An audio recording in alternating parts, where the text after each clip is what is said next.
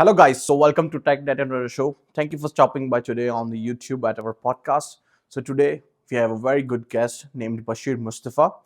He was born in Nigeria. He went for his higher studies in China, and then right now he's working in Canada. He's a product designer lead at Amiron Ventures. He has his stake in a couple of companies like Shangsat, based out of Nigeria. He's also running 5 Teen Studios, a fashion brand on Instagram, and you can click here and visit his page and buy any products if you like. So, apart from all of that, he is a very good human being. So, let's learn from him what experience is and traveling through all other countries. He has had several good experiences, making him a very successful person at a very young age. So yeah, it's very exciting and very scary times, to be honest. Yeah, it's a luxury. I think everybody should think of it as like our luxury to work hard, to use Oh, our body as much as we can. yeah. Okay, well that's a good lesson. I didn't think about it like that, you know. I didn't think about the luxury of being able to work hard, you know. Wow, that's a good mindset to have. Thank you for that. To choose options to work Yeah. in different categories, right?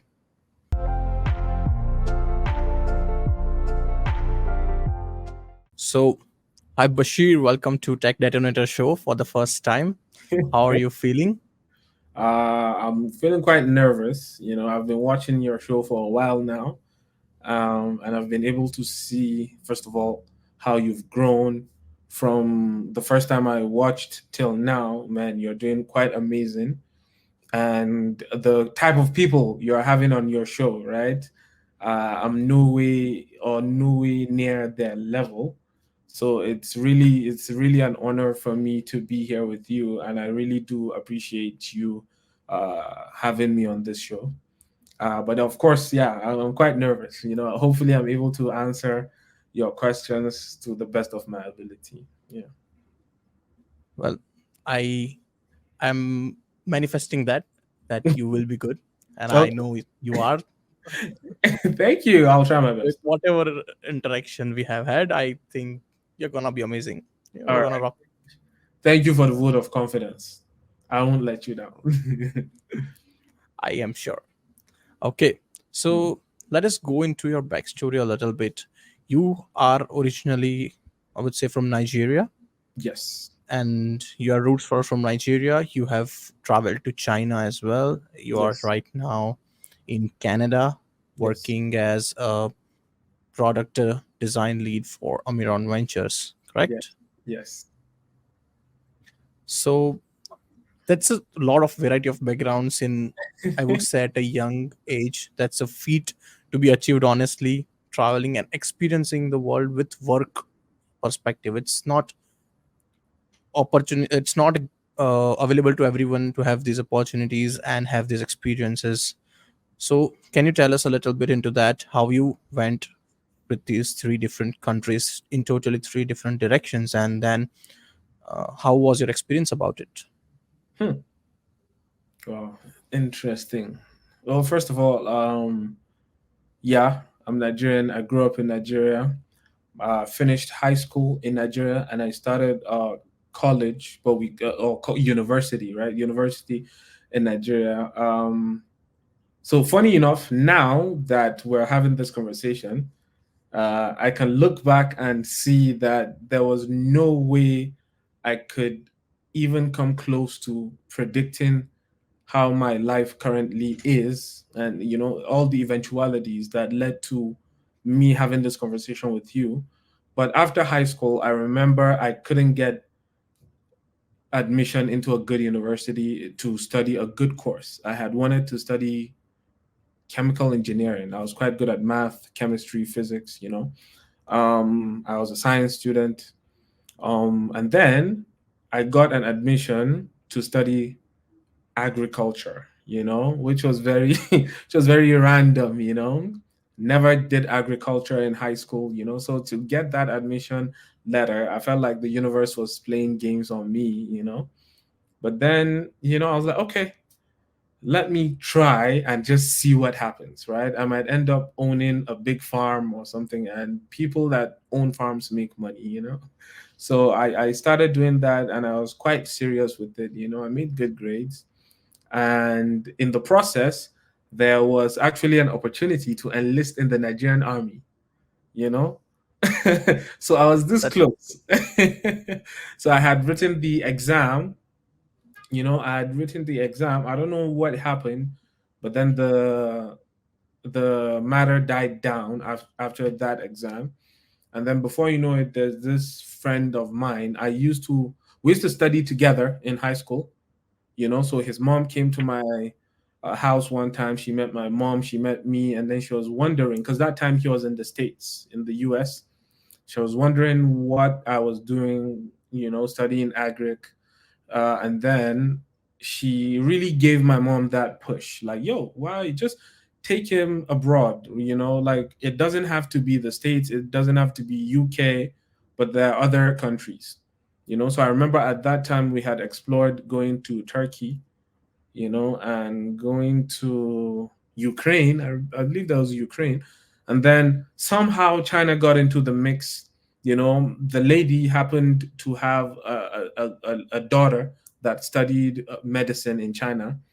And then she just encouraged my mom, and then I went to China to study petroleum engineering. Still not chemical engineering, but it was quite close to petroleum chemical. So I took it, very happy. I was like, you know what? I'm going to do the same thing I did in this agri course. Going to be very serious, study hard, all that good stuff. So yeah, I went to China at 18, that didn't know anything, it just dropped me at the airport. But yeah, I remember arriving in China, and then I was just running up to like strangers at the airport, and then I'll show them my admission letter, and then I'll just be like, huh, like, because I did not know what to say. And then some will, tell you go away, and then there are some other people that helped me make phone calls to get my university to arrange for a car to come pick me up, because they didn't even know I was coming. But yeah, I went there, studied petroleum engineering, graduated, and then I started working in China. I was actually teaching English. It was a big deal back then. I don't know if it's still a big deal now, but you're a foreigner, you're in China, you know how to speak English. Yeah, you can make decent money. So I was teaching English, and then I moved to Beijing because I was staying at Fushun, which is in the Liaoning province of China, the northern part of China. Very cold, much like Winnipeg, you know. So I moved to Beijing, and it was very eye opening, right? Sheep in the big city, first time being in the big city on my own, and it was from there that I got into business with one of my friends, and then hmm, we actually started bringing students to China. That was the first thing I ever did. Was okay. I knew parents were worried that, oh, my kid is going to China. So for us, we showed parents we know how to speak the language, we know how to talk to schools, we know how to pick you up from the airport, take you to school, get you your beddings, set you up with a bank account. And then there's always that integrity piece, right? Because now the parents are trusting you to handle this child's money, and we're able to do that, and we're able to be quite honest with the way we were doing everything. And things like that, before parents would recommend us to other parents, and then a random lady once texted me, oh, I need baby clothing. Did not know anything about baby clothing, found something, I sent it back. She liked it. And then, it just spiraled out of control to what it is now. But then leaving China was due to the pandemic, right? So COVID 19. When COVID 19 hit, I was on a trip to the Philippines for the holidays. So when I got back to China, everything had gone like super bad. Like, it was so strict, and the way they treated foreigners, there was a lot of panic.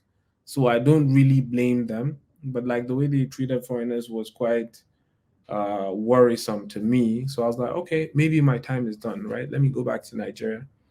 So I went back to Nigeria with my friend that we were doing the business with. But by that time, we had started doing like contracting work. So people will give us money to go r- supply them anything, right? So we've done like construction equipment, we did PPEs during COVID-19, so all those things. And then when I got back to Nigeria, we sat down and I told him like, yo, let's actually make this into a business, like let's actually go all in. So we did all that for like a year and a half or so. And then I never went to business school. He never went to business school, So I was like, you know what? Let me come and learn business. So I moved to Canada.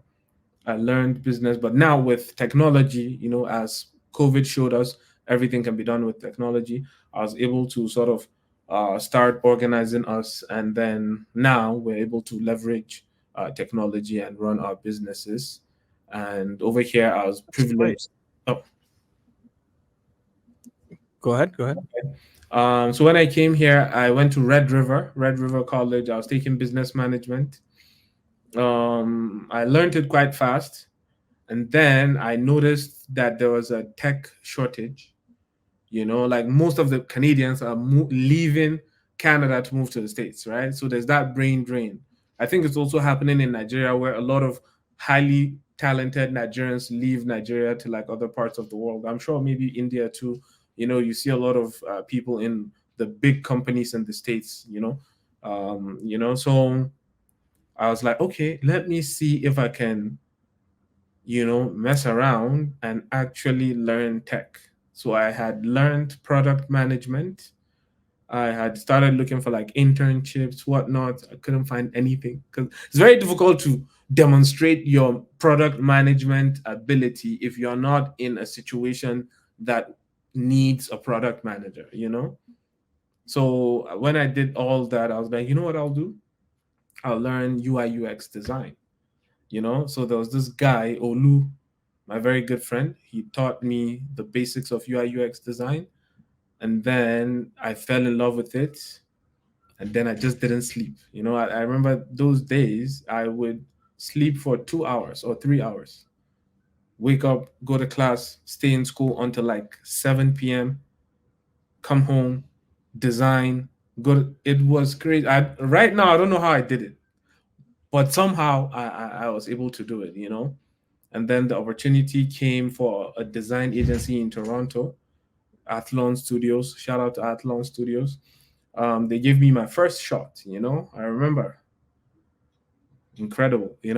And I did that, and I finished school, finished that internship, and then Tech Thursday. I was going to Tech Thursday, meeting people, trying to be as nice as possible. Just I'm new here, I don't know anyone. And before you know it, I met James Eichel. He's currently the director of technology at Amiron Ventures.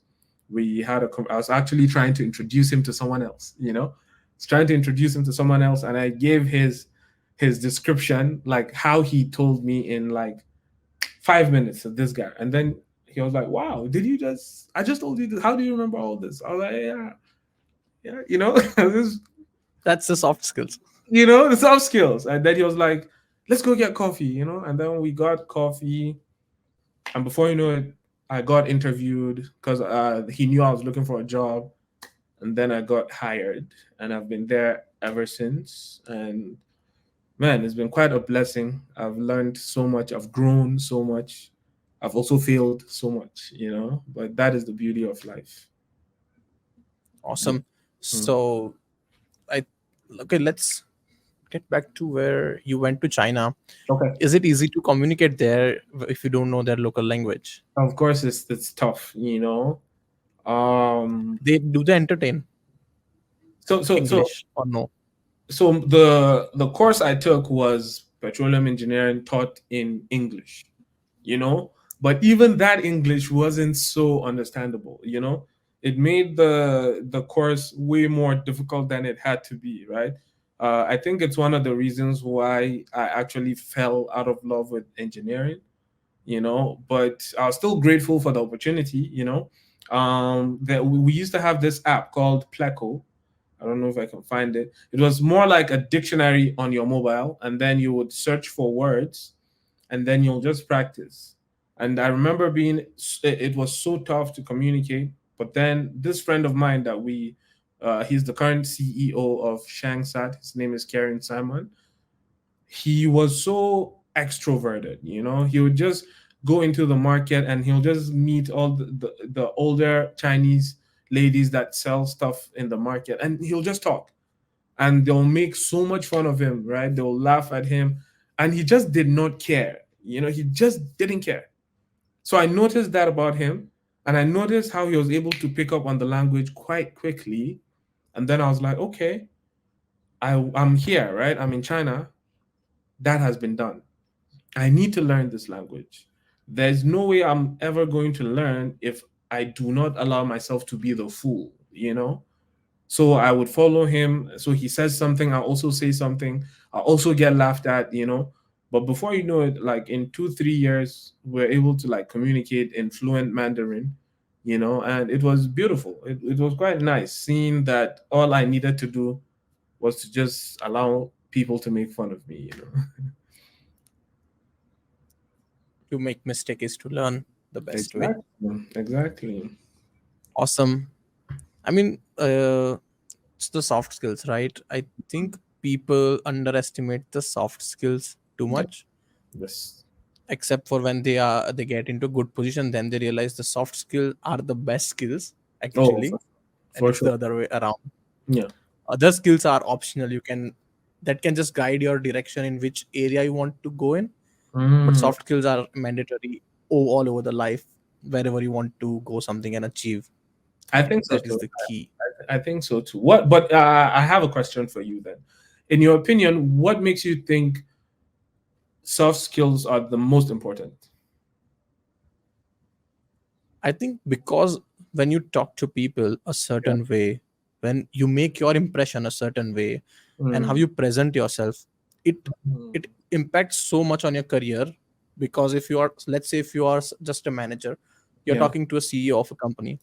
Let's say you just got impressed by the way you presented all the things, like just like the example you gave, that you presented the director of Amiron Yeah. such a way that he got impressed. So Yeah. that's the key. I mean, how you Mm. talk, how you impact, and how you carry yourself. I mean, that is the, Oh, yeah. I Yeah. guess, the aura and the attitude what you carry, that Mm. impacts the other person, and that deeply impacts the other person's psychology. Wow. So if you are, Mm. if you are so much stuttering, i I think that's why people take classes for the stuttering. They take practices to Oh, present themselves in such a better way. yeah. Because if you are not confident yourself enough, when you're talking to someone, they know that, okay, if he's not comfortable talking about his own skill set in his Yeah. own skin, how he is going to be able to work under so much pressure, Yeah. that he's exaggerating or telling his skills about, although he might be the expert of those skills, but how Yeah. will he handle the pressure Okay. if he's just not confident enough, Okay. right? So for me, I don't know. Ever since I learned how to allow myself to be made fun of, I, ju- I think you're right, because ever since I discovered that, I noticed that I wasn't too self conscious. You know, I didn't care to be right all the time. And I was more open to hearing other people and how they do things. Wow, I think you're actually right. I just never put two and two together. I think a lot of my soft skills come from my mom. Growing up, my mom was quite the extrovert. A lot of people will come to our house. They'll come see my mom. And you could see how she was able to make everyone feel among. From the people that know how to talk a lot to the people that don't talk too much. Like she was just able to bring everyone together in a way. So I I guess I think do credit her for that. females, I think, have a natural soft skill expertise somehow. I think, I Oh, don't know if I'm right or wrong, yeah. but somehow that is there in them for all the ways. Let's say politically being correct into the family.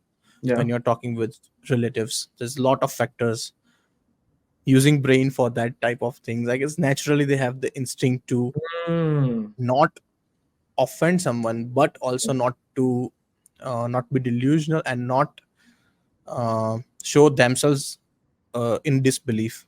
So I Okay. guess all of these factors impact, Yeah. and naturally they are better at soft skills than men.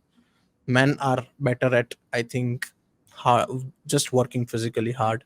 Yeah. I think Okay. because that, and that has been carried out since the old genes, Okay. That could be the case. I know some men. and now people are combining them to become successful. I think the Yeah. successful people have both the skills. Both skills. Wow. Okay. I'm learning. You see, you're teaching me a lot of things. Wow, that is incredible. That is incredible. Yeah. I mean, if let's say now the woman has learned to come out of their shell Yeah. and become hardworking, Yeah. and then you see what have they become, right? That's they're at their best. They are getting at their peak of showing that there is equality among success as well. Yeah. And men have learned the ways slowly by experience, and Yeah. they have become successful, I think. So at the peak level where both are successful, Yeah. they both have the skills combo that Hmm. works perfectly for them. I think Okay. So just that is the what right you amount find your of right pitch. soft skills and then the right amount of hard or technical skills, right? Hmm. Yes, That is. exactly. I guess. So you find the, Mm, yeah, you just find the right pitch wherever you are comfortable and you are yeah. able to go through Wow. ahead, right? Yeah, that is true. That is true. But anyways, so yeah, that is that about how I got my soft skills. I guess I do credit my mom for a lot of it. Awesome. Thank you. Wherever you are, I don't know, in Nigeria maybe. Yeah, she's in Nigeria. She's in. Yeah, Oh, she tell her thanks. yeah, I have to call her. I didn't call her for the past 10, 11 days now, which is very bad. But I've just been quite busy with work, you know. But I will call her. Days of a busy man. Yeah, I will try and call her tomorrow. The issue with her is that you can't call her for like 5 minutes, 20 minutes. If you call her, you guys have to like sit down and just you give her time and then she tells you everything that is going on and then you listen and then you tell her everything that is going on and then she listens. So an easy conversation like that could take like an hour or two. So I have to like block off time to do that. Everybody agrees. Yeah. Whoever has seen, whoever listens to this, everybody will agree to this. you I know? mean, if they're talking to their mom, they have to get like, Yeah. okay, you have a comfortable spot of time back Yeah. there. You don't have anything coming up, getting due. You can talk. Yeah. But then my dad is on the opposite. My dad, you can call him for like 1 minute, 2 minutes. Like, how are you? I'm good. How are you? I'm good. Okay, take care. But Yeah, same. Me too. Like, unless there is something of work, like we yeah, really need to discuss something yeah, related, let's say financials or something else that yeah. needs to be done, then You can. then you take some time, and that too maximum takes 15 minutes. I mean, that's too Wow. much, Well, right? now if I'm being honest, now I've started asking my dad more questions, right? So I am currently 28. So I'm at that age where like I'm really starting to become aware of what it takes to be a good man. And my dad has been quite the role model, right? So there are so many times in my life where I've gone, okay, I'm confused, I feel lost right now. And then the privilege of having him with me, and I can easily just call him and be like, yo, I think I'm failing, or yo, I'm confused, I want to make a decision but I don't want to make the wrong thing. And then he takes his time, he listens, and then he tells you what he would do. He doesn't tell you, oh, go do this, go do that. No. He'll tell you, okay, based on what you've said, if I was the one, I would probably do it like this, and this is why I'll probably do it like this. and then he stylishly makes you make the decision yourself. But I do appreciate him because he has really helped me learn, first of all, how to juggle my two lives, my Canadian life and my Nigerian life, and then also just being someone you can rely on, right? He's there, he's very supportive. He has never told me not to try anything, right? Anything I want to do is like, okay, I so yeah. agree. When, like, as the time goes by, today's generation, I think, is becoming really aware of not keeping the distance between your dad and yourself, for Mm, the especially the boys, yeah. because that had been the case, I think, in past many years, Mm. past generations. There is always a distance between male kid and his father, Yeah. and that's not the same case with the daughter and the father, but Yeah. that's always distance. They Yeah, don't. that's true. Yeah. I If I'm being So I honest, when I was in China, it was like that with my dad. I remember this one time. So the first time I went, he would call me every single day. Just how are you? Da da da da da. And then I noticed that my friends, they weren't getting phone calls from their parents the way my dad was calling me. So I remember this one time I told him on the phone, and until today it haunts me. It haunts me. And I told him, like, you don't have to call me every day, right? And I remember him being quite shocked. He was like, okay, what happened? And then I was like, the reason, imagine. I was like, well, my friends, they don't get calls every day. So, we can just talk whenever. And then he was like, okay. It's just like, okay. And then he didn't call. But that I was 18 at the time, right? I was 18. I thought I was grown. And then it took a while for life to catch up and really punch me in the gut, you know. And then I needed his phone call every day. But then at that time, he had gotten so used to not having that conversation. So he just respected my space. So I had to be the one to call him to be like, please call me, like, I was joking. That time that I said don't call me, I didn't know what I was saying. So it's incredible. Yeah, he said okay, but he was hurt deep, I think. Yeah, Yeah. I Even think. yeah, Yeah, men I don't think show. if it was me, if I'm a dad and I have a son that I really love and I really cherish, right? And then they tell me, "Oh, you don't have to call me." It's quite hurtful, right? Because It's just like hurtful. yesterday, And a baby, and then now they're telling you, "I'm yeah, too grown. Don't call me." It's crazy. and at this point, like, even right now, you might think that, oh, if my kid tells me, I'm gonna slap him a big one, but at that point of life, you're like, Mm, okay, I'm done explaining. Everybody explain. You yeah, don't want, you enjoy, yeah. you're gonna come back around in few Oh, years. but I think my dad, right? My dad has always been. I don't know. He's quite wise. He was not a very reactive person. It's like whenever there was an issue or whenever you tell him something, he is one to like really just take it in and just be calm. He's always a very calm person. So now I try to copy a lot of that too, if I'm being honest. In my businesses, because of course things can get very chaotic very quickly. And in all cases, if you're able to be calm, you're able to remove all the unnecessary obstacles that will actually stop you from achieving your goals, right? So shout out to my dad, actually. Shout out to my dad for that. Oh, and then talking about businesses, there's also the clothing brand that I run with my friends, 15 Studios. We were actually privileged to make some merch for Amiron Ventures, which is where I work. I believe it was like a few months after I had started. We needed some merch, and I was like, Yeah. "Yo, I have a clothing brand," and they gave me the opportunity. So shout out to Kat.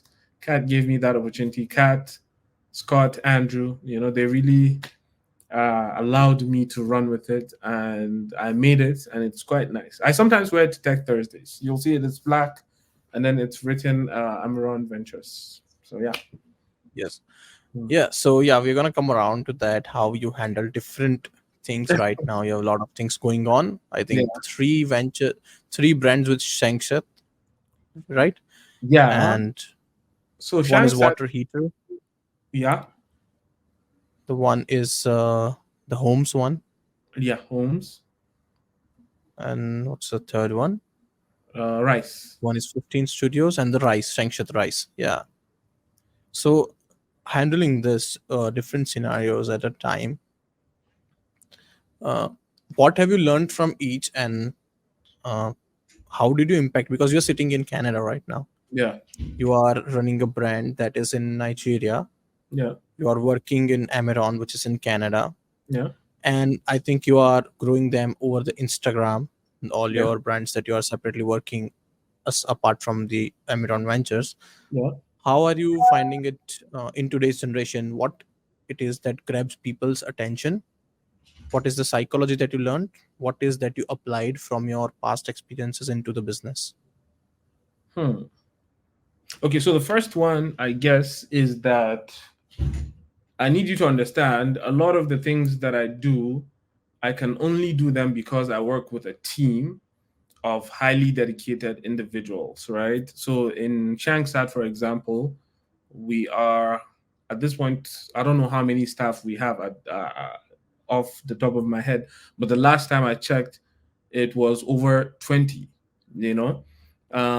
Yeah, so we have over 20 staff. We have people in senior management now, and then we have a dedicated team. So me, the CEO, my friend that I introduced to Shangsat, and then my CEO also brought one of his actually seniors from high school, and then we just had that like high level of mutual respect, and it is the only way I'm able to do a lot of the things that I do. Besides that, I do have mentors. So Paul Cornelson, he is the current MD at CBRE Winnipeg. He is my mentor.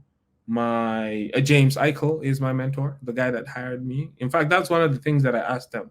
When I was joining Amiron, I was like, "Look, I will do the work you want me to do, but I just if you can provide me any sort of mentorship, I would be very grateful." So James Eichel, Andrew Parks, he is the managing partner at Amiron Ventures.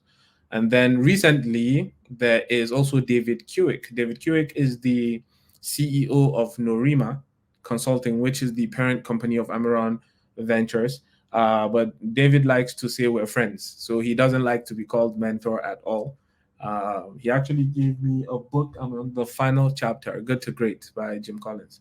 So all these people, they come into your life. First of all, you needed to have done something correctly for them to be like, this person, let me give him some of my time.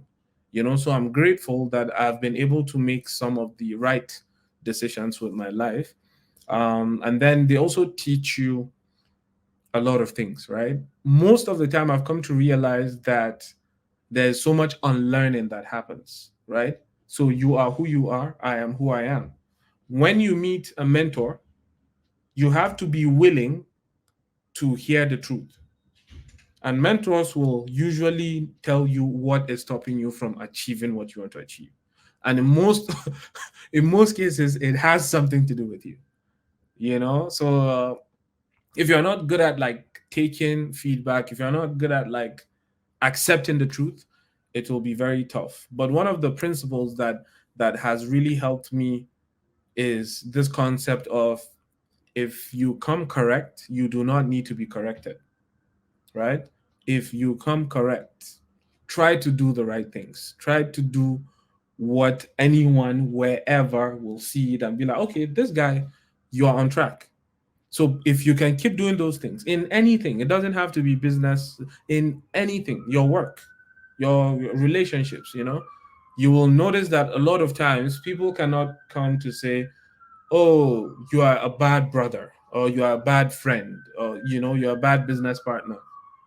So I try to do that. It's not easy, It's, in fact, it's annoying in most cases, all the things you have to do on a daily basis to ensure that you stay on track. But it is what a lot of people fail to do. And then, you get sidetracked. And in today's world, you can easily get discouraged. You can easily get confused. You can easily get distracted. How can you get discouraged? You go on Instagram, you see someone doing times 10 of what you're doing.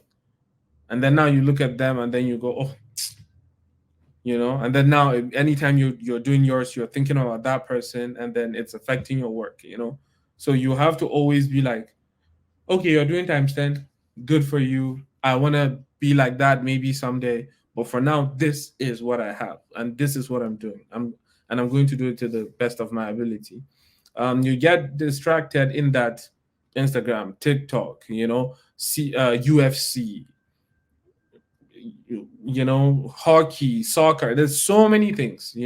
So you have to be very conscious on how you spend your time and what takes your attention, right? Because the greatest currency in the world is time. It's not the money, right? You use time to make money. And then I guess if you can try those two, next one would be discipline. It's another tough one. It's so annoying. But then you have to wake up every day and you have to do something that you do not particularly enjoy doing. You just know you have to do it. And then every single day that you do these things, there's that compounding effect, right? It's not like I'm going to see the next big paycheck immediately, right? Sometimes it takes years. Years. I remember from the time we started Shangsat to the first time we got our first property, it took a while. And then before you know it, we got like two or three, and then it paused. Nothing was coming in, and then we had to just keep going and going. So again, doing all this repetitive tasks and not seeing anything sometimes can be a bit discouraging, but it is what you must do so that if you ever cash out, if you ever do something significant, you will be able to explain to whoever, oh, look at what I needed to do. I needed to do this, even when it did not pay anything. So yeah. Awesome. So, okay, back to the question. Mm. We missed one thing there, that Okay. how how did you learn the psychology of people when you are doing business over this? So you have to have a lot of consumers. You have to deal with a lot of consumer psychology, not in Oh, real consumers. When you are okay. dealing with, suppose let's say you're with Amiron Ventures, Yeah. you are doing a product, you're thinking about product, you are brainstorming about the product. Yeah. How different, how fast it is changing today's psychology for the consumers, and how different is psychologies for today's people? How, what is, what are the like rules for Mm. brainstorming the product and designing the product, Well, centering your consumer that they will buy it, they will use it? okay. So the first thing is that and this is a general rule in business, right? Is that you should always choose high quality. Anything you're trying to do, if it is something that is well made, it will really help you. What do I mean by this? If you think of iPhones, and then we complain every day that iPhones cost $1,000, but because they're so well made, we will complain and go to the Apple store. We will complain and go line up, right? So if you're able to start with a good product, high quality product, you are in a very good place. Now, after you have a good product, the next thing to do is, and most of the time before you make a good product, you have studied the market, right? You've seen, okay, there is something missing, and I think I can fill that space of that thing that is missing, right? So now you know that there's something missing. What also helps is to know, okay, the people that will potentially buy this product or service, what are their current pain points? What First of all, how do they live their lives now? You know, if they wake up in the morning, what do they think about? Where do they go? What do they do? You know, so you start from there, and then you get to know, okay, what are their pain points, and in that pain point you're able to fit in, okay, so this person has an issue with the public transportation system because I have to wait 45 minutes for the bus. Okay, what if there was something I could do to make them not wait 45 minutes? And then before you know it, you have something like Uber, right? So the first one we did was in with Shangsat Homes, for example. It was like rentals. You come, you rent the house per night. It's already so popular in North America and Europe. You know, it wasn't just so popular back in Nigeria.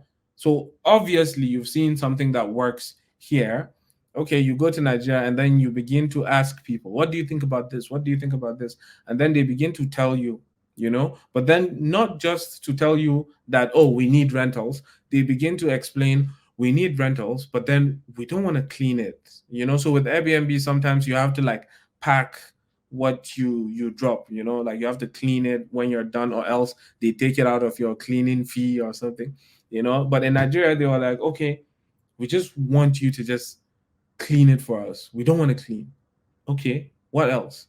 Okay, there are times where we want to cook. So we need like some utensils in the kitchen. Okay, what else? Okay, we like to watch uh shows. Enter things like Netflix, Disney Plus. Okay, we like to use the internet. Okay, enter things like Wi-Fi.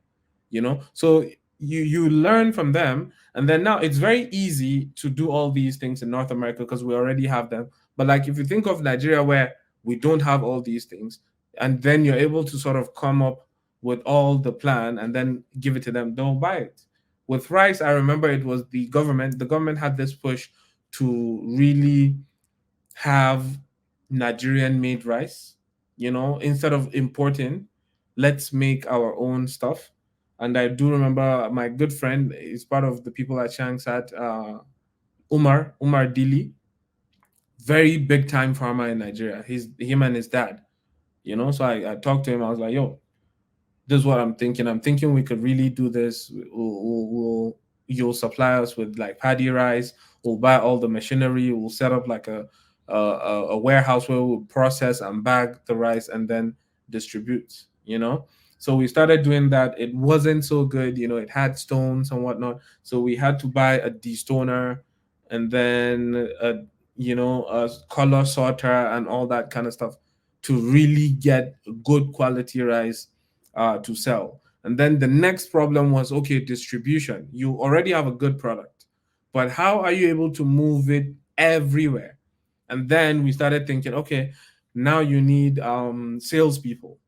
Apart from salespeople, and then now you have to incentivize salespeople, right? So it depends. Is it like profit sharing? Is it commission based? You know? And then, okay, what about if someone signed up to be an exclusive dealer of Shangsat Rice or Shangsat Solar? You know, they'll get maybe special discounts and whatnot. So the beauty of the business is that it teaches you. The more you work on it, the more it works on you. And then, you know, you start small, and then the problems continue to become bigger, and then you try your best to keep solving the problems only to invite bigger problems. What I've come to realize is that people that are good at solving problems always invite more, you know, because they are good at solving them, you know. And yeah, so by so Yeah. doing, you're able to notice the market, and then you also notice, like, you keep track. Okay, well, how did we do this month? You'll come to realize, okay, with some like rice at the end of the year, you have more sales. Why? Okay, because it's Christmas, because it's, you know, people are going back for the holidays. Okay, so then that means we should start making Christmas sales, you know, Christmas promotional content, for example, you know. So when you begin, you never really know, to be honest. No one knows, but you have to begin. But then if you're able to begin, you'll find out. You'll find out. Yeah, experience Yeah. brings the expertise, right? Yes, I You believe start you start experiencing something, and then you bring in, then you learn how the product will be market ready. exactly. Now for today's people who want to start something new, Yeah. let's say if they have the entrepreneurial drive, they want to do something. uh, Many people think that, okay, many people advise at that time that, okay, don't do this, first go towards the market research, learn if that is going to be in demand or not. No Yeah. doubt that is essential, but things like that, there are additional things that pile on, that keep coming on Yeah. from people surrounding that. Okay, you can't do this because this is not going to help you, you can't do this because this is not going to be in your favor, you Mm, can't take such a risk because this is not going to be in your favor.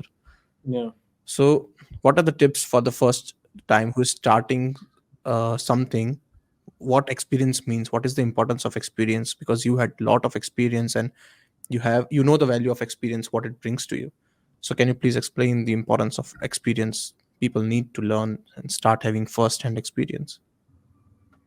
Let me get your question right. Are you saying you want me to speak on the need to have experience before you start a business, or do you want me to speak more towards the importance of business of experience in business?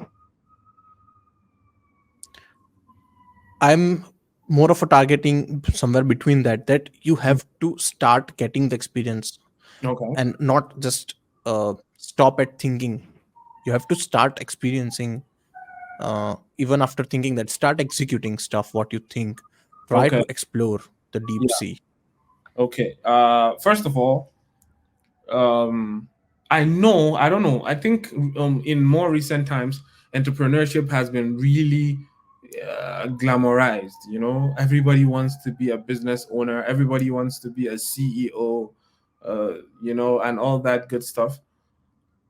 The truth is, business is not for everyone. And, because you didn't do business does not mean your life is not a success. So I really want people to understand that I do not consider my life a success because I'm doing business, for example. you know um Now, to talk about experience and business, you were talking about, like, when you get your market research and then you think about this, you think about that. For me, what I try to do is to find any way possible to avoid too much information overload, right? Okay, so you want to start a business, you need a business plan, right? You sometimes you need a business plan, you need financial fork, all that good stuff. For me, there's a good idea. I ask a few people, would you buy something like this? Yeah. Would you buy something like this? Yeah. Why? Just a few people. I don't need the whole city. Just a few people, 10 people, 10.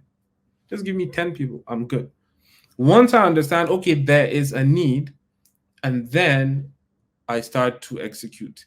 The experience well, I guess if you want to be smart about it, you can go two ways. If you want to be smart about it, you can find someone that is already in your industry and try to partner up with them, right? Let's say I'm producing rice. I can find another company that does this same thing and then be like, yo, I want to be supplying you extra, and then we divide profits. So they already are doing amazing. And then hopefully, if they're willing to listen to you, they can make sure you continue to supply them on a consistent basis.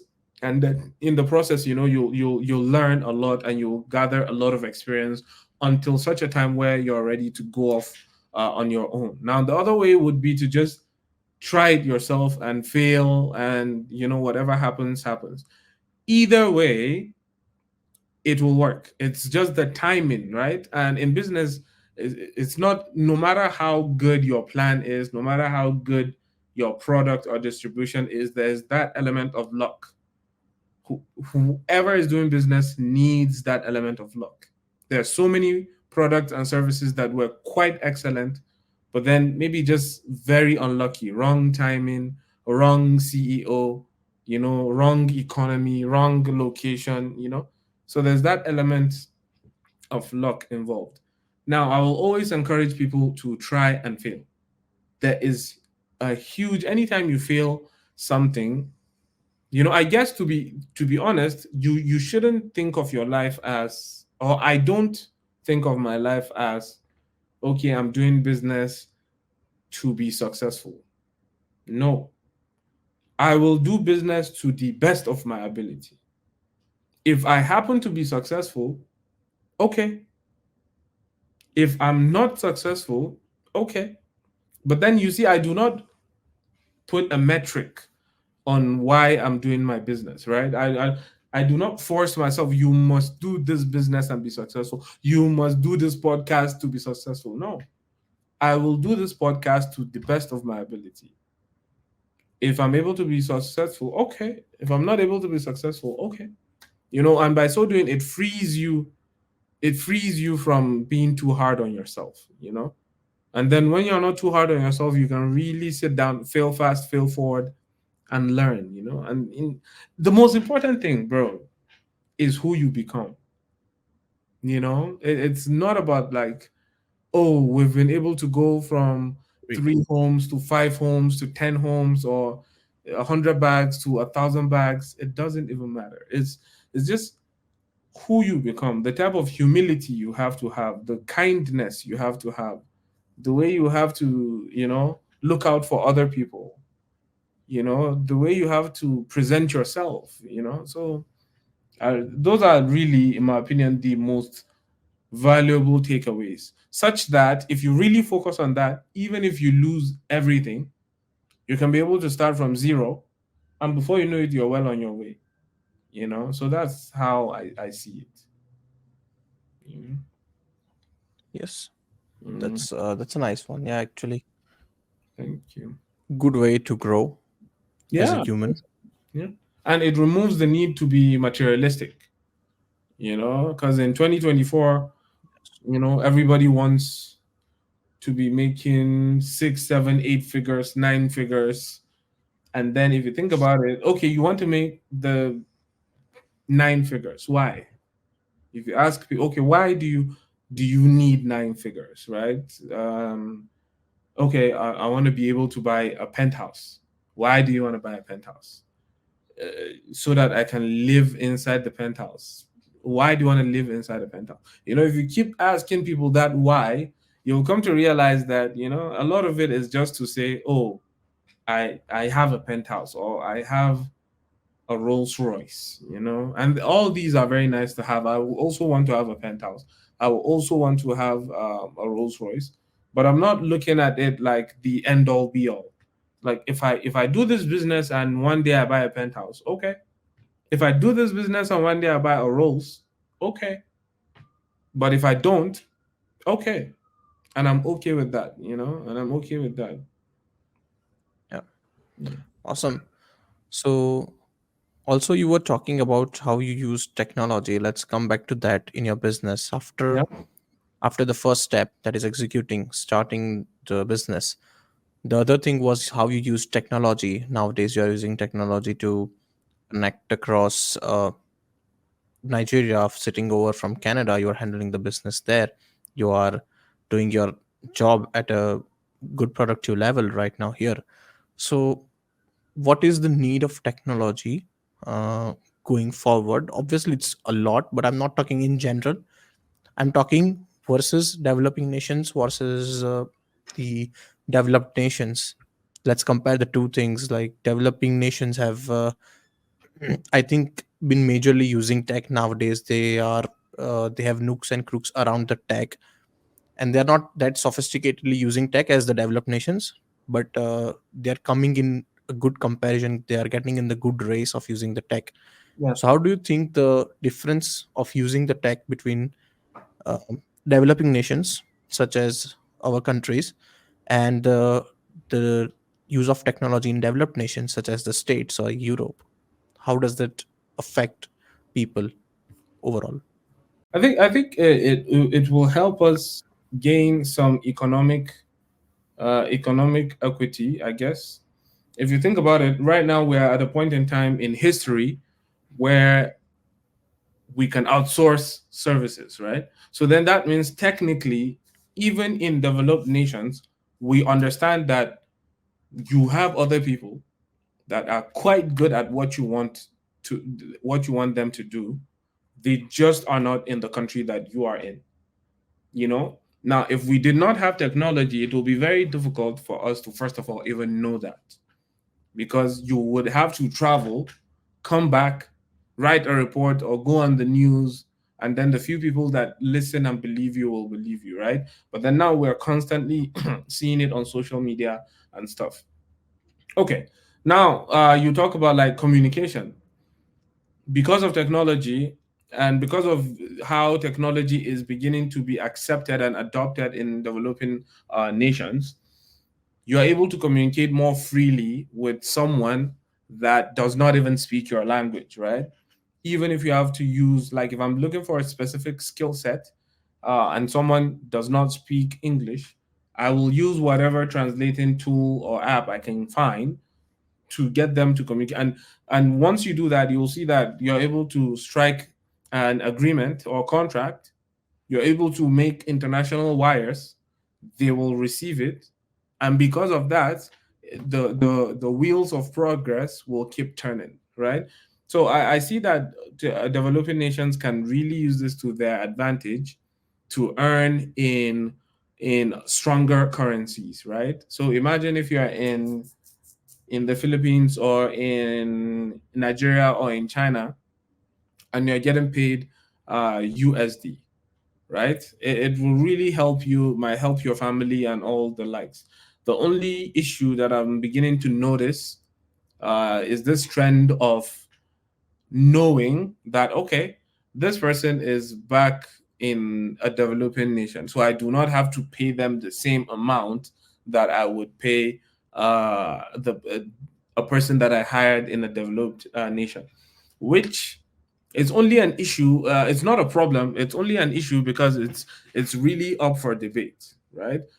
If this person that is in this developing nation really likes the amount they're getting paid, then business can be done. You know, you said you want this money. Are you sure? Yes. Sign. Okay, I've signed. Okay, done. But then you also have to think, okay, what are we trying to say? If I know that I can get someone to do it for half the price, does that mean I do that, or do I find a way to also make sure that there's some level of equity? So that is the only sort of moral dilemma that I'm not able to answer, right? Like I Yeah. do have some thoughts, but like on both sides, there's an argument to be made, and all the arguments will hold some weight, you know. Yes, definitely. There, the people who are in, let's say, developing nations, the money that they are getting, if they just forget the comparison made, what they would get if they were in US locally, but the money that they're getting from the US companies in USD is so good that it would have been the best, I guess almost two times than what they would get in their country from their country's companies Yeah. at that level, right? For the same work they would get at least half the money, and if they're getting paid so much more that they are comfortable to buy good houses, good cars, luxury cars, why the argument? But again, the technology comes because of so much of boom in last 5 years. The transparency is that they know what salary is offered in US, Yeah. what salary is offered at my home. I'm Yeah. not gonna get convinced. So now at almost, I've heard companies getting into the issues Mm. that they are finding that thrift among the employees of developing nations, that they're not able to get them on their easy payroll, and people are just asking for hard payroll. So they are now looking for local employees. Like US companies have started to look for employees in US, within US, rather Mm, than outsourcing in developing nations, because they're almost now asking 75% of the salary working oh, remotely. yeah.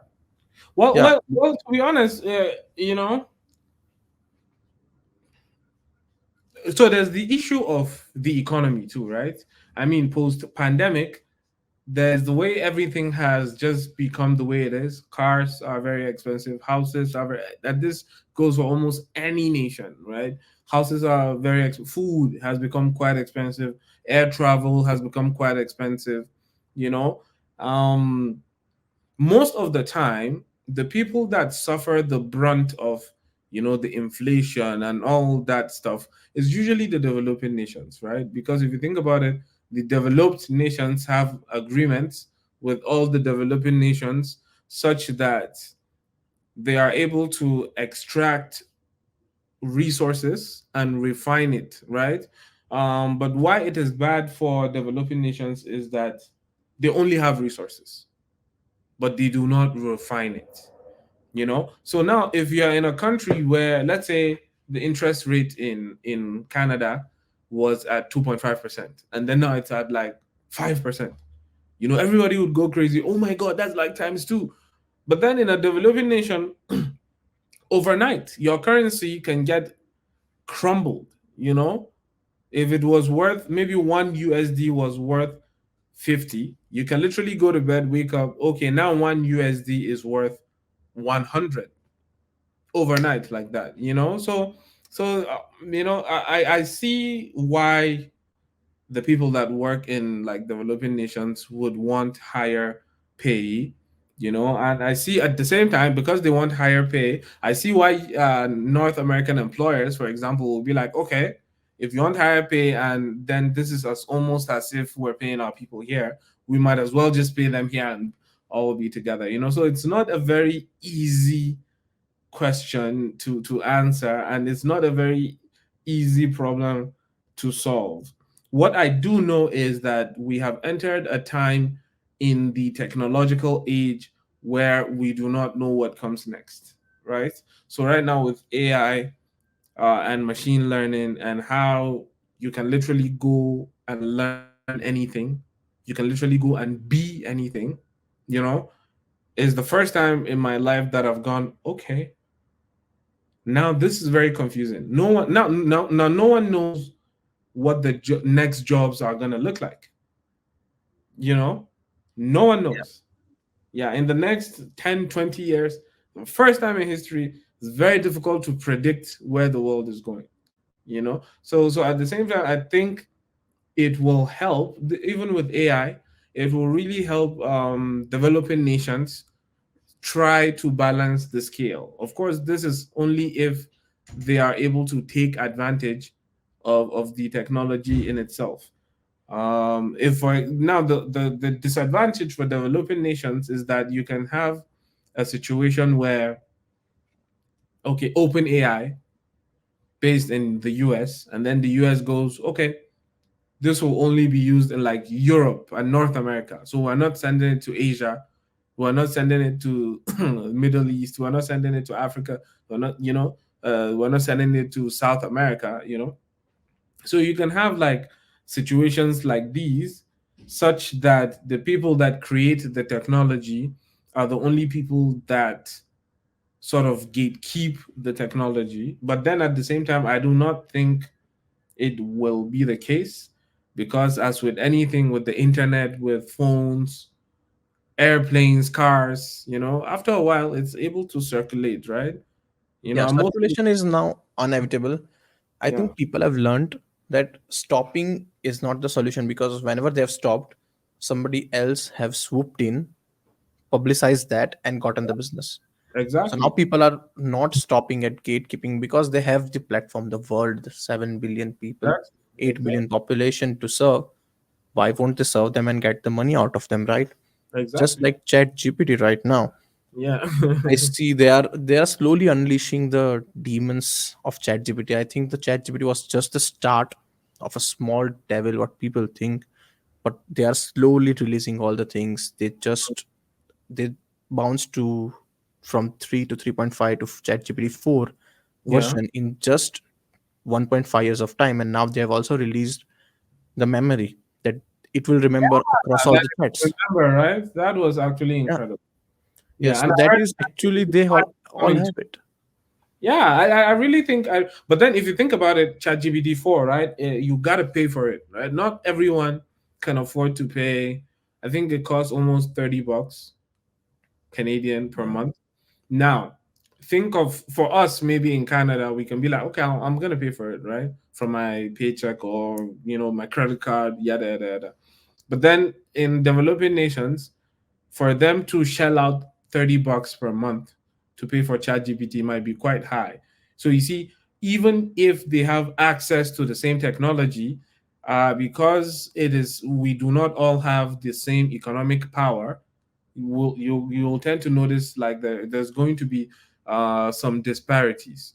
Now, what would be interesting is over time with the adoption of technology and with how developing nations are also embracing technology, how are we able to create our own chat GPT? Yeah. So now that is a conversation that should be had. Okay, we have seen that it is possible. Create yours, right? And then create yours, try to make it nice. If we know that a lot of US companies are outsourcing services to you, then that means you know something. Use what you know and create something great. Yes. Um, and, People and, are and doing now. I think the startups are increasing in developing nations oh at yeah, India. higher I level. heard India is doing quite well too in the startup space. With like tech companies that are really successful in India. They didn't even go to San Francisco. I do know in Nigeria we've had a few unicorns. So I mean, it's amazing that we live in a time. Literally, slavery wasn't that long ago, if we're being honest. It wasn't that long ago. We like to think it was. No. We live in a time where we have heard about slavery, watched movies about slavery, and we've come to a point where you can have unicorns in India, in Nigeria, in the Philippines, in Sri Lanka. So that is just to show you like the world is a very amazing place, and you never know where the wind will take us. And I'm really excited that we have all these chat GPTs and whatnot. I hope to see a future where a university degree is not needed to do anything in life. Like if you still want to get a degree, I think it's a good thing to get. I really think a university degree teaches you how to do something you don't particularly enjoy over a long period of time in order to get a specific result. And that is important because in business and at your work, so many times you will do a lot of things that you do not really enjoy, but then it is what you must do so that you can also do the other things that you do enjoy you know So, yeah. So I've heard basically that university is the is your actually your resume that shows that you went for 4 years straight. You followed the discipline of going. You took the work of Yeah, going there willingly for 4 years, and you got out of that, and you exactly. got the result. You passed it. That shows your discipline. It Exactly. means that you will come to the work for continuously that much of time, and you will not quit it. So that Yeah, is the grit wow. Yeah, shows, right? I think that's a very solid point you just shared, right? Because I mean, if I can see that this person did not finish university, I might be worried, right? Maybe they might not finish their contract with me. But if I know they went to university, I'm gonna be like, oh, well, they're able to go to university. I'll be able to teach them how to do the work, and they'll be able to do it. So I think, wow, that's a very nice take. Yes. Okay. So for the technology, let's say let's come to the point of analyzing the financial situations with the business. Mm. You have gone through multiple phases right now with different businesses. How do you gather the financial expertise and handle the financials of your business? Okay. How much important is financial literacy? Let's uh, take that into the factor. So first of all, financial literacy is the is the most is one of the most important things you can do. No matter how you remove the materialism in business, you do not want to build, if you build any system that you keep pouring into, and then it just burns the cash or the resources that you're burning into, then you technically do not have a business, you know. Now, financial literacy can make or break your business. There are some people that do not know anything about business, do not know anything about financials, right? It does not mean because you do not know, you let that stop you. It also does not mean you force yourself to learn it if you know you absolutely hate it. You should just understand that it is very important. So what I do is, okay, I know that over the coming years, I want to hit X amount. So that means I need an excellent accountant that can help me do that. Okay. And then again, business is all about experience. And then you get an accountant. Your accountant helps you stay on track. But then you, on your own end, you have to understand what the accountant is saying. Yeah, Now, because what if he took everything? you know, how do you know? And then so now business is risky, right? You know, you over time you learn how to read people, you know, and then you know, okay, this person looks like someone I can trust. And then you also, again, you also have to always stay open minded. Anyone can teach you anything at any time. So, meaning, if I have an accountant, I want to be good to my accountant because I know the importance of an accounting person, right? And then because I'm good to that accountant will also be good to me, such that they can go out of their way to teach me whatever I need to learn, you know? Now, if you're able to be good to them and then they're good to you and now you learn it, okay, how can I make sure I continue to grow with this accountant? You know, so what more things can I try? And how do I push more work to this accountant? You know, I've been in situations where people that are very creative, you know, so they know how to cook, for example, but they don't know how to sell the food that they made. You know how to design, you do not know how to sell your designs. The same thing. I know how to do this stuff. Now I need a business person that will show me how to make money off doing this stuff, you know?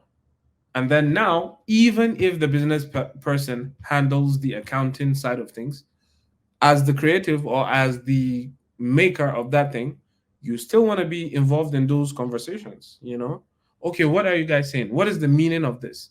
Now, all the time, if you're not ready or willing to be made fun of, if you're not ready to keep quiet and ask the questions and just, you do not know, you want to learn, it will be very difficult for you, you know. And I notice that a lot in my day to day, you know, when I'm dealing with people, you notice that people that they just don't want you to correct them, they do not want you, they will tell you I already know it, you know. And once I see people like that, I'm usually like, okay, I might not stay long with you, you know, because you know everything. You know? I like working with people that don't know everything because I also don't know everything. But what I do know is I can teach you about business and you can teach me about streaming, for example. That I know. You know, so if I continue to keep those kinds of people around me, you know, you just become better, right? You grow, they grow, and then everybody just is positive all the time because they're seeing growth. Amazing factor. So with this, I have seen the same thing in one of my friends as well. Okay. What he doesn't make friends based upon the emotions, but he has, okay, that is there, that there are some friends that are based on emotions already, Yeah. but he looks to create new friends based on they are smarter than him. Of They course. are, he wants to learn, he wants to exchange, more than exchange, he just want to grab knowledge from them, he just want to gain, he just wants to gain that knowledge from everybody around him, Yeah. and that's how he grows. Yeah, of course. That's It's his a motto. And secret. And the smarter than him, it does not mean to say he's not smart. Maybe he's very smart. Maybe there's something he really knows. He really understands. And nobody, maybe all the people that he knows, he's just the best at that thing. It's okay. Accepting that makes him even more smarter. You know, you just have to come to the realization like, bro, 7 billion people in the world. In Nigeria alone, we have 500 languages or so, over 500 languages. Do you know what it means to be able to speak differently 500 times and communicate efficiently? You know? So if I know, for example, I know how to do business, but I do not know how to design merch. I'll just go find someone that knows how to design merch but does not know how to do business. I'll teach them some of my business. They'll teach me some of the merch that they design, and before you know it, we're well on our way.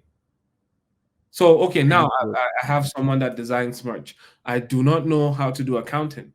Let me go find an accountant that knows how to do accounting so that they can teach me. And then I can teach them how to do business because they can charge other people to give them accounting services. And it never ends. It only ends where you want it, to end. And that is the beauty of life. The beauty of life is that I can wake up today, think of something I want to learn, and actually find people that will be willing to teach me if only I will keep quiet and learn. If only I will keep quiet and learn. That is the beauty. So, how would you go finding people? Let's say the very basics of the questions. Okay. Let's explain the people. How would you do that? Okay. We are going to Tech Thursday. Not necessarily every city has an event that they find people Yeah. happening around them. Yeah. How would you go experiencing something with that people, making friends out of them? Mm, What is the basic thinking? Firstly, you need to get the fear out of them, right? of course. That okay, you can go to a stranger, approach them, look up to them, talk up to them, make them chat with you, Yeah. open up to them a little bit, and make friends out of them. But Yeah. what is the basic meet and greet? How would you find people, that Hmm. kind of people? You have Well, been to three I different understand your places. question, but you see, before you find people, you have to find yourself. A lot of the time, people do not really understand themselves. Rightfully so. Growing up is a very traumatic experience, right? You're a child, sit down here, go here, don't do this, do that, right? It's very traumatic. And then you have to grow up and then define your values, define the rules you've set for yourself. So you really have, and it's very painful to go through that process of defining your values, unlearning a lot of the negative things that society put in your head, and then being like, okay, this is who I want to be, right? When you first of all work on yourself and you understand who you are and what you are trying to be, it makes it easier for you not to get distracted. Because sometimes you can be your own distraction. Okay, what do I mean by this? Imagine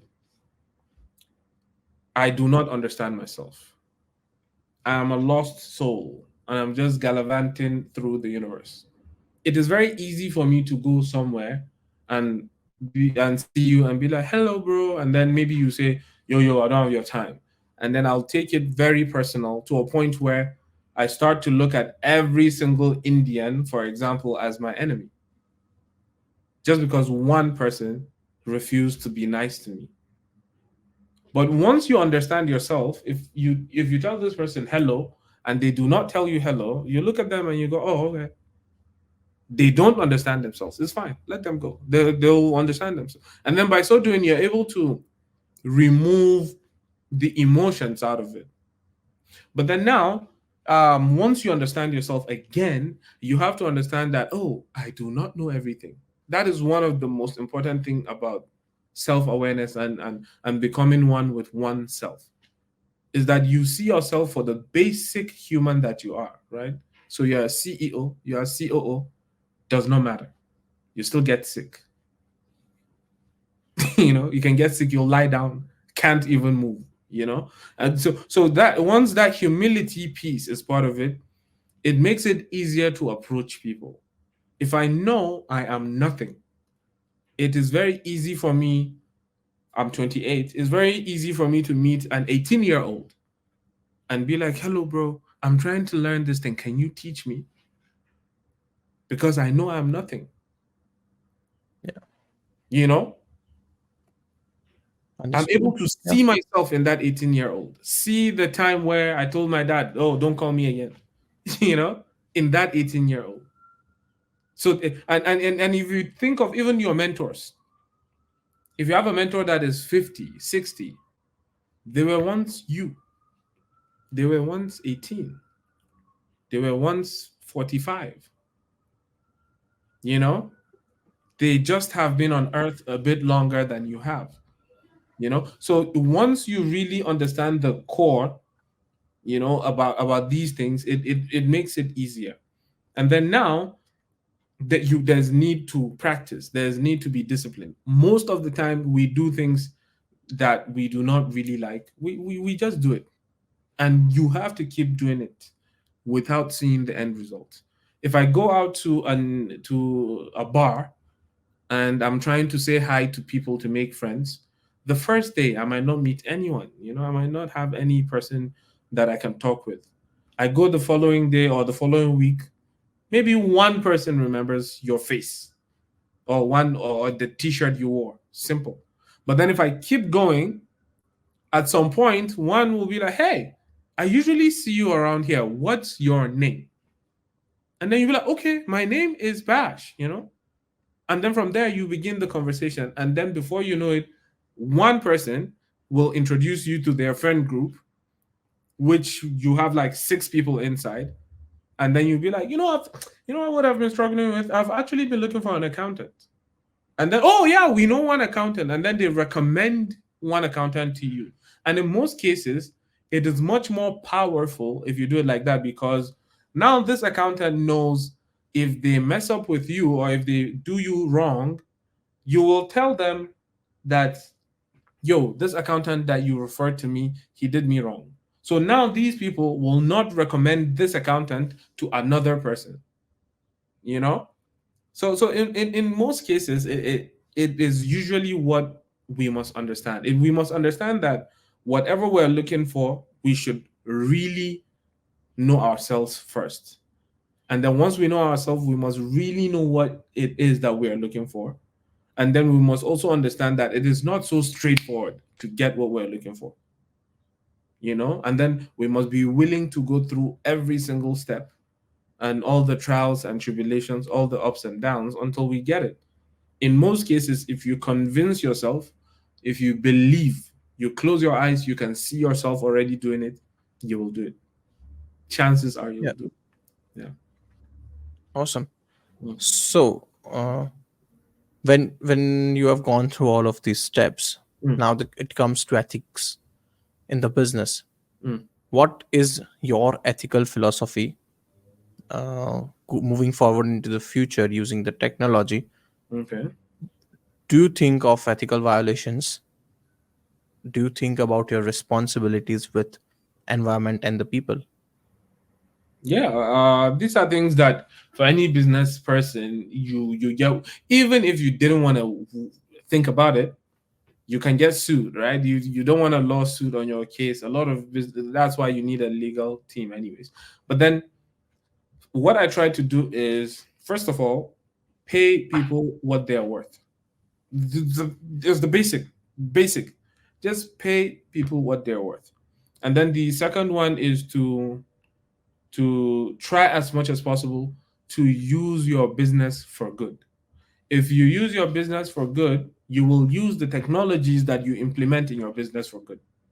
You will use the accounting practices that you implement in your business for good, you know, and that in most cases will over time compound such that anytime anyone refers to you or your business, they have good things to say. Now, while you're working with people as a business person, well, or while I'm working with people, I try my best to see what ways I can empower people, right? So you are working with someone that designs logos. how do you ensure that this person one day leads a team of logo designers? You're working with someone that does podcasts. How are you sure? How do you make sure that the person that is doing these podcasts one day owns a media company?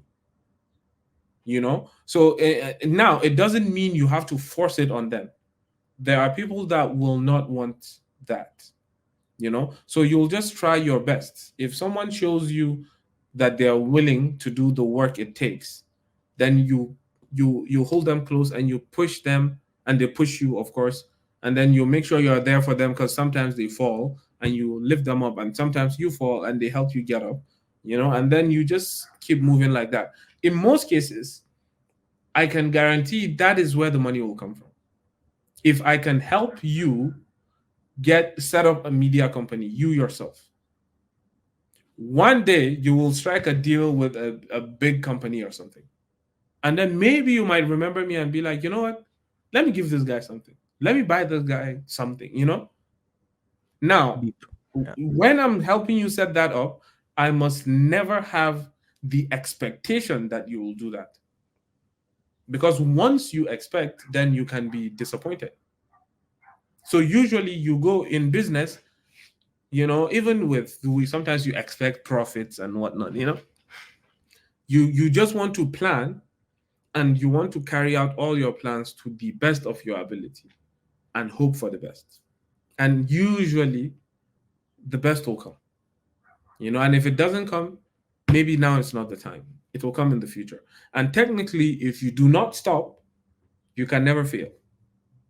Technically, the only time you fail is when you say, "Oh, all right, I'm done. Not again." But if you keep going, then technically you haven't failed. You are still trying. You stop failing. You failed that time. Yeah, Maybe. exactly.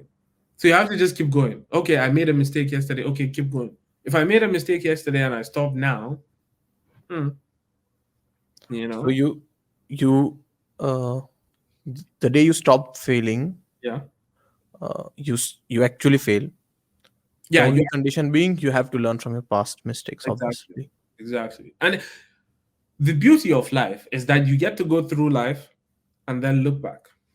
That is literally the beauty. Like the Avengers. I remember like Thanos when he snapped his finger and then wiped out half the universe. Literally, at the end of that movie, what did he do? He had his garden. He did some gardening, and then he sat down and he was just looking into the horizon, right? Is that you are able to just sit down and reflect on work done, love loved, and sufferings bravely suffered. That I got from Man's Search for Meaning. It's a book I read before by Victor E. Frankl, right?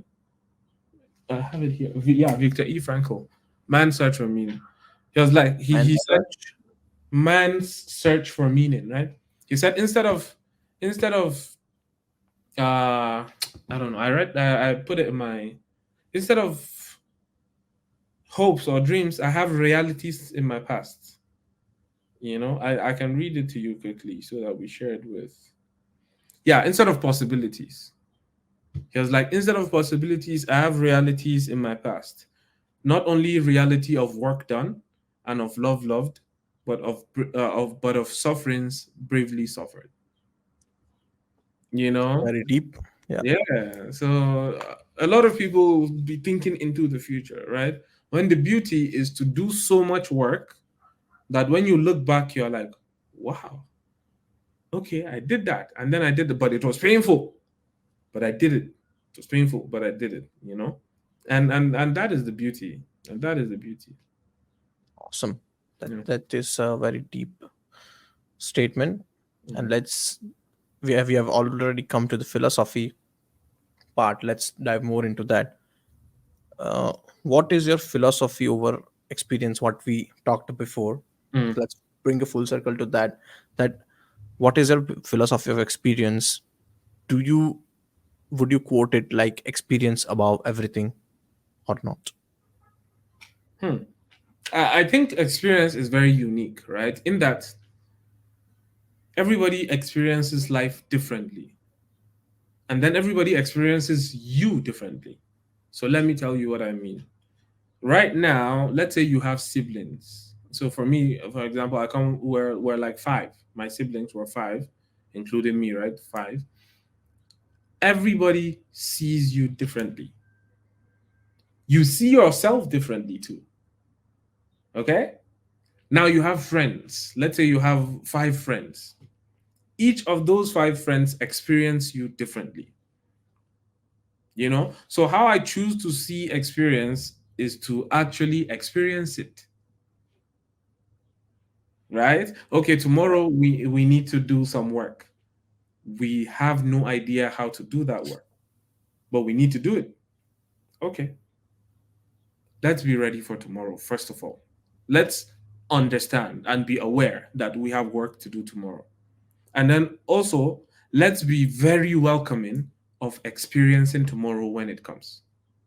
So meaning, if I wake up, if it is tomorrow now and I wake up, I should be like, okay, today is the day. Let me see what I find out. So that positive mindset, first of all, it's very addictive. Once people see you as a positive person, they usually want to be around you. And you can only be successful, or you can only grow anything, or anything you want to do that is amazing can only be done with love. Okay, that is why so many times you'll see a person will rise up and overthrow a dictator, because people really love this person. They're willing to die for this person. But then the dictator, on the other hand, you will see even within his circle, people are leaving them. You know, so once you allow yourself to have that positivity and to be welcoming of all experiences, whether good or bad, you never want to go back and be like, "Oh my God, this why did this bad thing happen to me?" A thing happened to you. So if we know that it is like that, whenever a good thing happens to you, you'll not be like, "Oh my God, look at me, I'm the best. This good thing happened to me." A good thing happened to me. It's fine. And once you go through life understanding these things, on your bad days you will really be aware that I'm having a bad day. Today is a bad day, and it's okay. And then tomorrow, if you're having a good day, you'll be like, "Oh wow, okay, this is one of the chapters in my life that is good." And you're able to stay in the moment and really enjoy it, much like you stayed in that other moment and really suffered. you know and in all cases, you'll come to realize that the past does not technically exist. The future also does not exist. What we have is right now, right? So right now, I'm talking to you. That is all the work I did in the morning today is gone. It's gone. I'll never have it back. It does not exist anymore. All the work I might do tomorrow does not exist. I might die today, right? So it does not exist. But right now, I know I can talk to you, and I know I can listen to you too. And that's all that matters. So,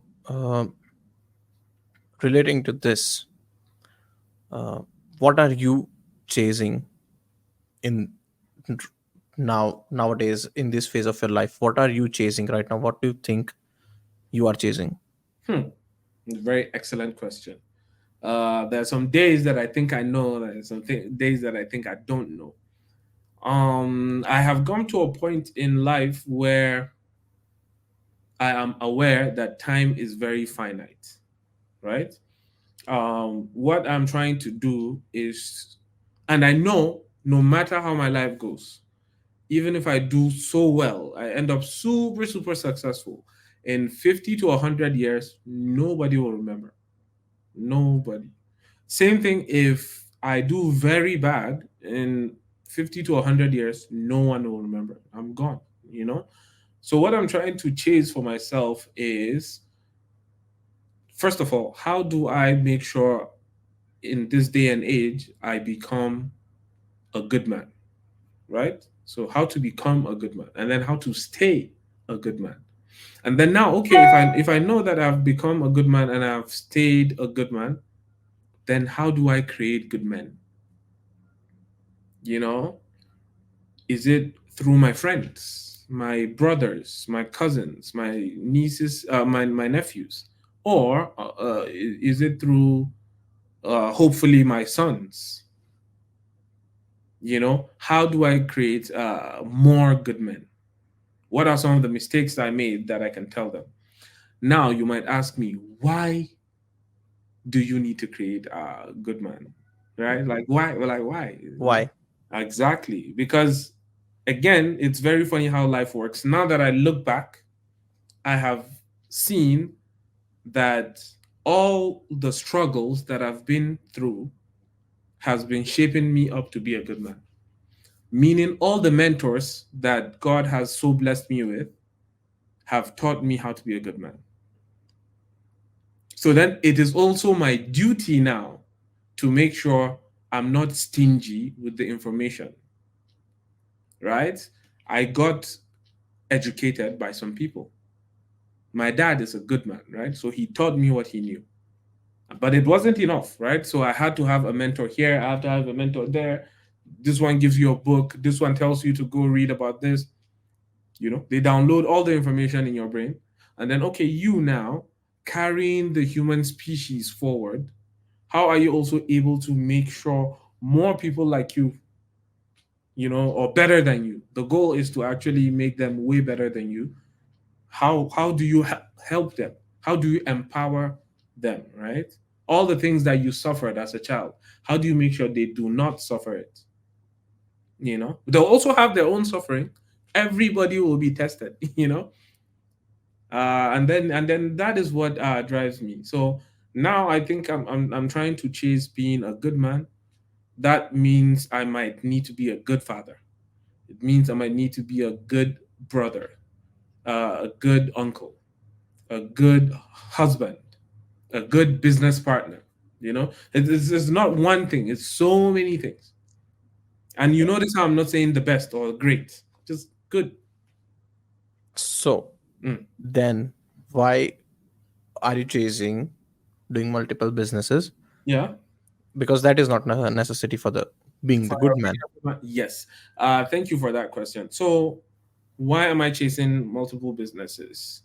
I'm chasing multiple businesses because with the skill set that the universe has given to me, it is my own way of giving back what I have gotten. What do I mean by that? Right now, we are in talks with a few people that are good at doing some particular things, and then they don't know anything about business. And the reason I know them is because at one point they had come to us to be like, yo, we really know how to do this thing. We really know, we can do it for you. We can do it for you.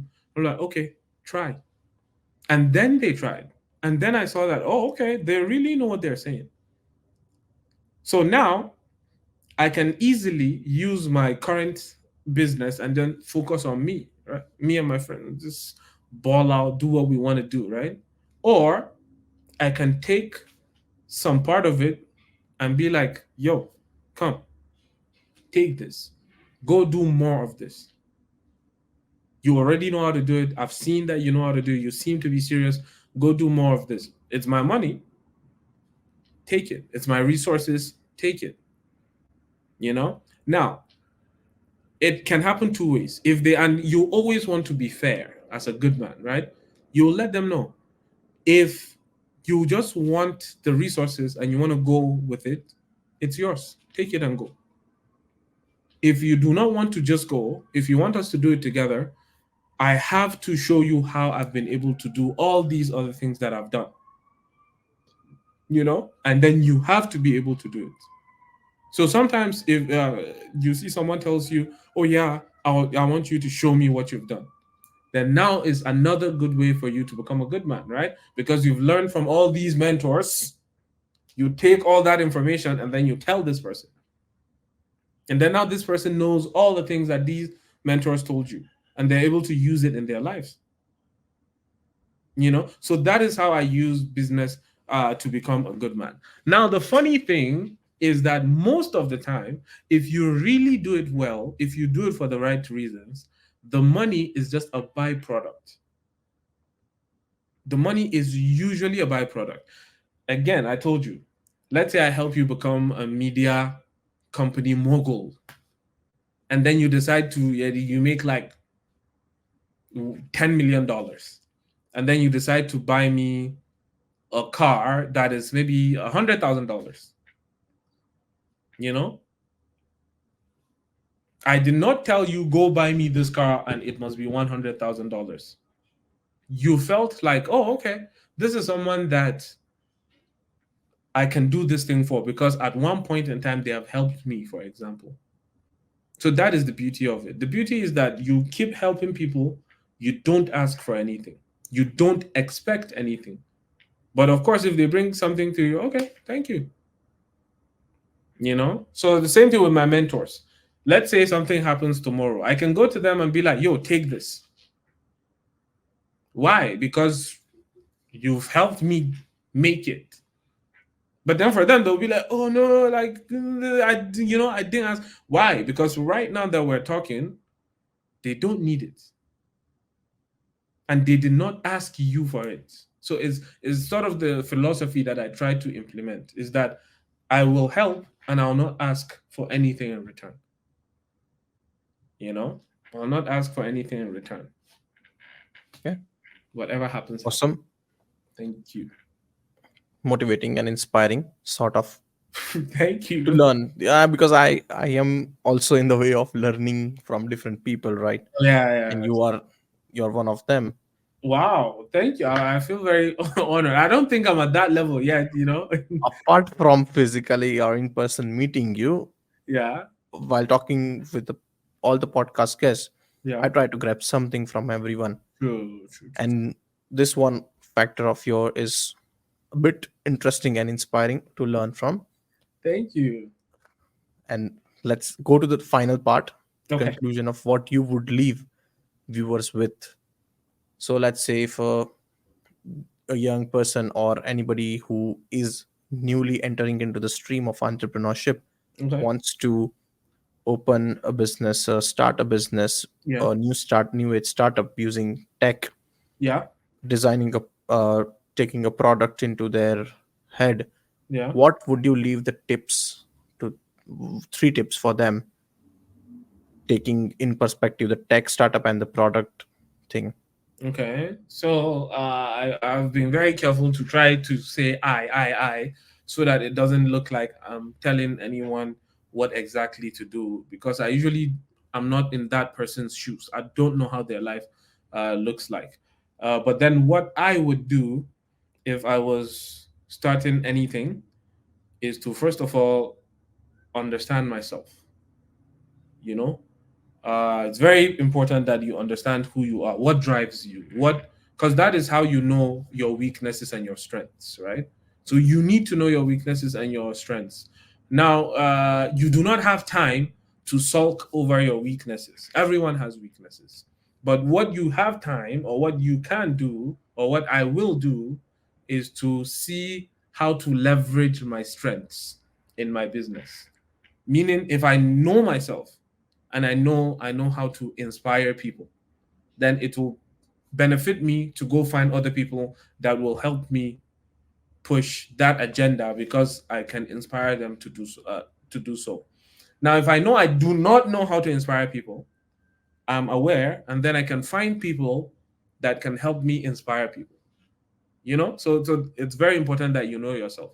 The second one is that I must be disciplined. Now, being disciplined doesn't mean being perfect, right? Meaning, if I go to the gym Monday, Tuesday, Wednesday, Thursday, Friday, and then I don't go Saturday, Sunday, I'll still be fine. If I eat good Monday, Tuesday, Wednesday, Thursday, Friday, I don't eat so good Saturday, Sunday, I will be fine. But then I need to always I eat good. I need to always maybe work out, right? I don't just do it for like 1 month stop or 2 months stop, right? So that discipline is usually what will help you push through the storm, because there will be storm. Any business you do, there will be problems. It is sure, it is given. Okay. Now, if you have discipline, you are able to face the problem without being emotional. A lot of undisciplined people will face a problem and it will break them. You do not want to be broken. I would also, and I did something I learned very late, find a mentor. you know Finding a mentor is very silly because it's almost like, when you want to ask someone you like, when you want to ask them on a date, right? It's usually like that. It's like they can say no, they can say they don't have your time, they can say no, don't text me, so that there's that vulnerability that comes with it. But then if you understand yourself and you understand that, okay, I need a mentor. What type of mentor do I need? I need this type of mentor. I can be able to meet someone and be like, please, can you be my mentor? And then even if they say no, I can see, okay, is it that they said no because of one particular thing, or is it that they will never just say yes to me? If it is because of one particular thing, I can go work on it, come back. If it's like, no, no, never again, go find another one. We have too many mentors. The beauty is that mentors will usually, I wish a lot of people knew that all they needed to do was just ask, like, so many times you'll think, oh, this person will not even talk to me. But have you asked? Have you said, please, I need help? If you can be able to go to someone and be like, please help me, I don't know this, I think you can guide me. And then now you have to also allow yourself to be guided. That's what you need. And then the remaining things, they're usually out of your control. So luck, timing, economy, location. You do not choose where you're born. You do not choose the state of the economy. You do not select inflation rates. You do not choose the time that the business will click such that you make a huge amount of money, right? Those things, they come by you being disciplined, by you being consistent, learning from the mistakes of others, and having a high level of patience. But if you can do that for an extended period of time, you'll be fine. Most of what I'm talking to you about today, I started when I was 21, right? 21. So right now I'm 28, soon to be 29. It's about 7, 8 years in the making. I'm still a kid, mind you. I'm literally, this is, a lot of people don't even do something serious until like you're in your 30s, 35. So I'm still, this is very basic. I expect to be able to go back in like 20, 30 years, me and you, we should be able to have a conversation and look at this podcast and then be like, wow, like we were just kids that. Probably laughing at that. Yeah, but that is the beauty, right? Is that we are able to laugh, but then we're able to also remember that we tried. We tried our best. Yep. And that is all that matters. All that matters is we tried. If it turns out fine, okay. Awesome. Yeah. And for the last question, Mm. what is the two things apart from what you said, that what you are chasing? Okay. What is the key thing that drives in your business? Mm. Is it the excellence? Is it the excellence? Is it the money factor sometimes? Or do you compare yourself to others? First of all, never. Sometimes you get in your head. Sometimes you almost compare yourself, and then you always have to like be like, no, no, no, no, I'm messing up. Don't want to get distracted. I try my best not to ever do that, and I don't want anyone to ever compare themselves with me too. Right? Just focus on what I have in my front, and that's it. But then to your point, what we try to do is that, growing up, we didn't have a lot of opportunities, right? We didn't have a lot of access to information, resources, mentorship, all these things, coming from Nigeria. um, what I'm trying to do is to use my voice and my platform, especially within the next coming years, hopefully in my 30s, and really see people like me that did not have access to opportunity, to resources, and then talk to them and see which ones among them are really in it for the excellence, right? They have that drive, and then providing that support for them. In terms of Shangsat, in terms of 15, in terms of Amiron, I like excellence. I like when things are done well. I do not care if I make money. I have an Instagram post too about this. I do not care if I ever make money or not. Money does not bring you that intrinsic joy. Usually, it's actually the hard work. The hard work is what brings you the intrinsic joy. I like to work hard, and I've seen that I exist as someone that can do a lot of work. So I can easily sit down and just do maybe just one thing, or maybe just something small, and then call it a day. But then I know that I will not always have this strength, this mental capacity, this tenacity, this drive. It will not be forever. So now that I have it, I'm taking the advantage of it. And then whenever it fades away, which I know it will, I'm able to look back, and then again, back to my quote, right? Instead of possibilities, I will have realities in my past, right? Of work done, and of love loved, and of, sufferings bravely suffered. Suffered. Yeah. Awesome. Thank you so much, man. Thank you so much for your time. You No. think you're gonna settle in Canada at the end? It Or depends. not sure. It depends. I do know for sure that I would like to be buried. If I was to have it my way, I would like to be buried on my land, right? So in Nigeria. So, but that is not to say I do not want to settle in Canada. I can live my life in Canada up until when I'm like, okay, uh, the clock Work is is done. yeah, Let's do. let's go. But to be honest, I'm really grateful for the privilege of having the ability to, first of all, go to China, finish from there, and then come to Canada, and wherever the world takes me next. That it's always nice to travel, meet new people that don't think the way you think, don't eat what you eat, don't wear what you wear, and just learn from them, right? See why they do what they do, and then you'll come to realize that you will become better if you learn, and there's always things that you can adopt from them. Yeah, because the reverse migration is also like increasing at peak. So immediate future, do you think it's good for Canada or not? Like I really wonder sometimes.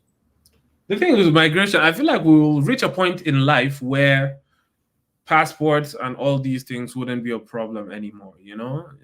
There's so many days where, like, if right now, if I wanted to go to Vietnam, I do not see why I shouldn't be able to go. If we really say we're one people, we're the human race, you think the birds, they ever think, oh, you are from this forest, I'm from this jungle? No, this is birds. This is just fly.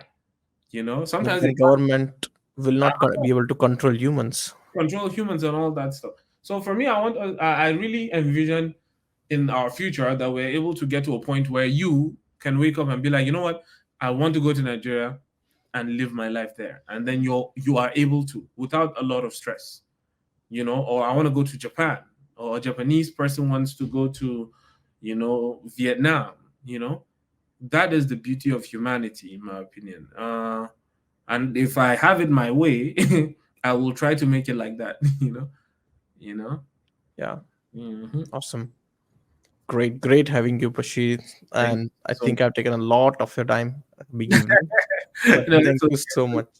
No problem. No problem. Keep doing what you're doing, man. Guys, thank you for watching our podcast video. If you like this, give it a like, give it us a follow on Instagram as well as subscribe us on the YouTube channel to get regularly good podcasts like this. Take care.